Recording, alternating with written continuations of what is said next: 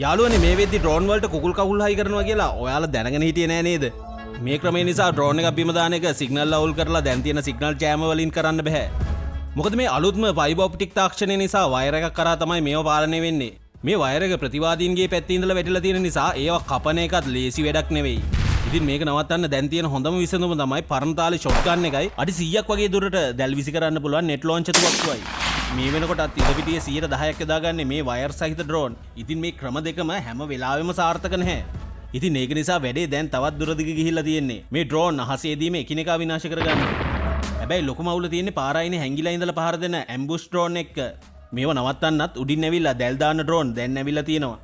අන්න ඒ නිසා තමයි ස්ටැන්ෆර්ඩ් විශ්වවිද්‍යාලය හදපු ස්නැක් කියන රොබෝ කකුල් සිස්ටම් එක ගැන රුසියාවයි යුක්‍රේනයයි දෙගොල්ලොම හැගහගෙන ඉන්නේ. මේ විශේෂ කුකුල් කකුල් හයි කරගත්තට පස්සේ ඩ්‍රෝන් වලට ගස්වල කොළ අතර හැංගිලා ඉඳලා පහර දෙන්න පුළුවන්. ඉතින් ඒව අල්ලන එකත් ලේසි නෑ කියලා ඔයාලටම තේරෙනවා ඇති.